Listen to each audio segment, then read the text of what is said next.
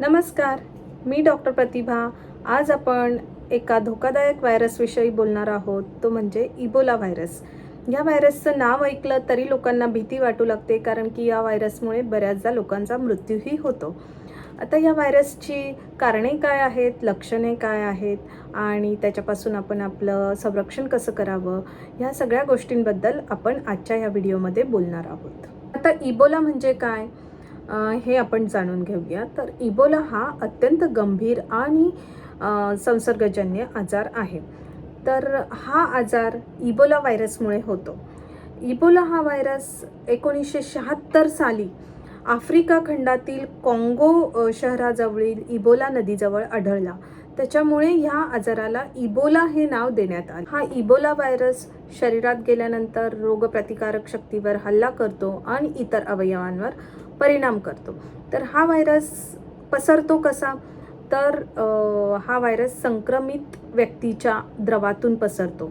Generally सगळे viruses जसे हवेतून पसरतात, तसा हा व्हायरस हवेतून पसरत नाही. संक्रमित व्यक्तीच्या द्रवातून म्हणजे घाम, लाळ, रक्त, लघवी, उलटी, जुलाब किंवा संक्रमित व्यक्तीच्या वस्तू यांच्याशी संपर्क आला तरच या व्हायरसपासून आपल्याला संसर्ग होऊ शकतो. जनरली डॉक्टर, नर्सेस किंवा संक्रमित व्यक्तीच्या संपर्कात असलेल्या व्यक्ती यांना ह्या व्हायरसपासून सर्वात जास्त धोका असतो, जर त्यांनी प्रॉपर प्रिकॉशन्स घेतले नाही तर. आता हा व्हायरस येतो कुठून? तर हा व्हायरस काही विशिष्ट प्रकारच्या जंगली प्राण्यांमधून, विशेषतः बॅट म्हणजेच वटवाघळू हे या व्हायरसचे नैसर्गिक कॅरियर असतात आणि अशा संक्रमित प्राण्यांच्या संपर्कात आल्याने सुद्धा हा व्हायरस पसरू शकतो. आता ह्या इबोला व्हायरसची लक्षणं काय असतात? तर सुरुवातीला अगदी सामान्य लक्षणं व्हायरल तापासारखीच दिसू लागतात.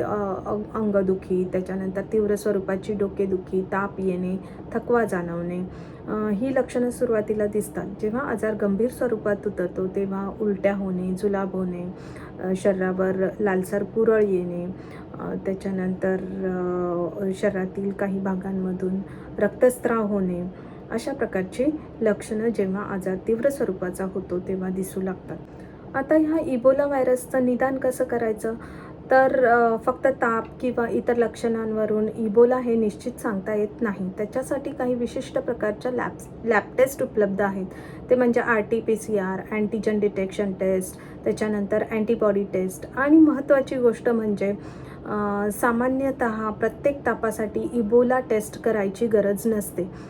जर तुमच्या हिस्ट्रीमध्ये तुम्ही इबोला प्रभावित देशातून प्रवास केलेला असेल किंवा संक्रमित व्यक्तीच्या संपर्कात आला असाल तरच ह्या विशिष्ट प्रकारच्या टेस्ट करण्याची गरज असते.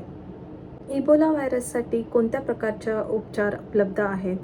तर पूर्वीच्या काळी इबोलासाठी ठोस उपचार पद्धती अवेलेबल नव्हत्या, पण सध्या काही वॅक्सिन्स आणि उपचार पद्धती उपलब्ध आहेत. तर वेळच्या वेळी निदान, योग्य उपचार आणि इंटेन्सिव्ह केअरने रुग्ण लवकरात लवकर बरा होऊ शकतो.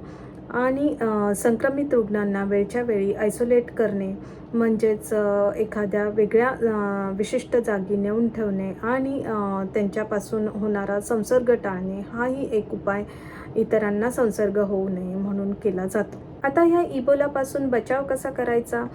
तर त्याच्यासाठी वरच्यावर हात धुणे, ग्लव्ज आणि मास्क वापरणे, संक्रमित व्यक्तीच्या अंतर ठेवून राहणे, स्वच्छतेची काळजी घेणे आणि अफवा न पसरवणे हे आपण केले पाहिजे. लक्षात ठेवा, प्रत्येक ताप हा इबोला नसतो, पण कोणताही संसर्गजन्य आजार गंभीर होण्याआधी वैद्यकीय सल्ला घेणे खूप आवश्यक आहे.